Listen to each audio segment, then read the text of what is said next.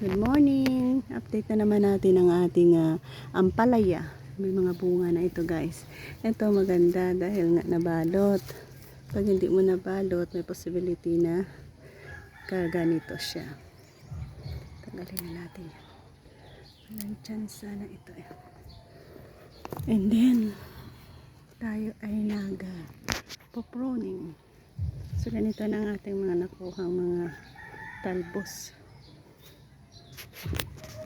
So ganito ang ginagawa natin.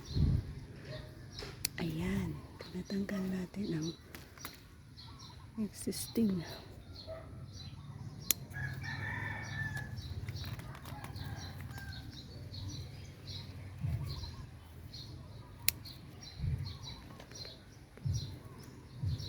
Para mag-focus sila doon sa taas.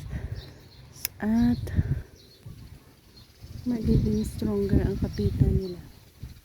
Sala dito, tanggalin muna natin yan dito. Dahil sa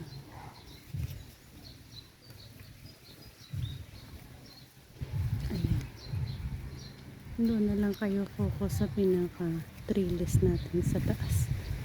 Para hindi masira dito sa baba natin. So medyo madami-dami na rin pala ang kanyang bulaklak. So ayan. Yan dyan sa taas. Okay yan. Ito kaya. Ayan, okay din. Ito tanggalin na rin natin ito.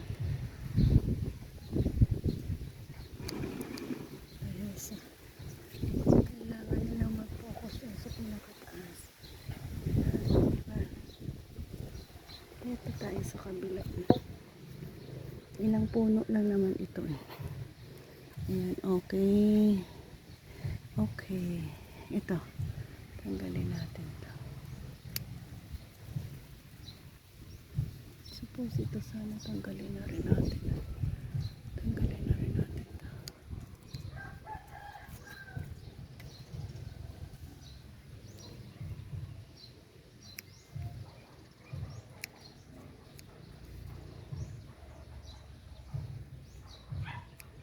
Ayan. Nakakapag-pruning tayo dito sa ating ampalaya. Inaasahan nating makapagbigay din sa atin ng maraming bunga.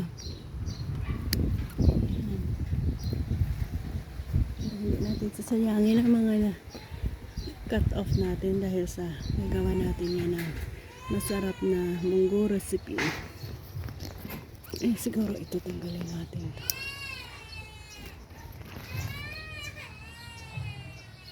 Ito din.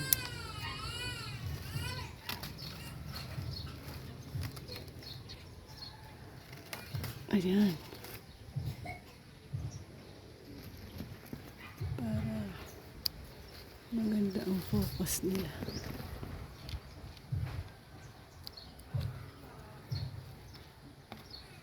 Ayan ang dalawa ng bunga. Kailangan siguro natin balutin din.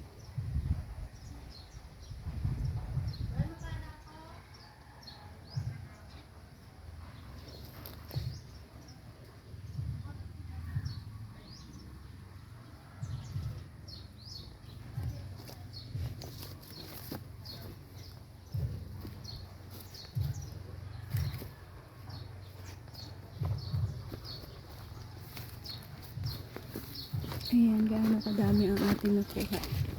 Besides sa ayan, ganito kadami ang nakuha natin. Ayan.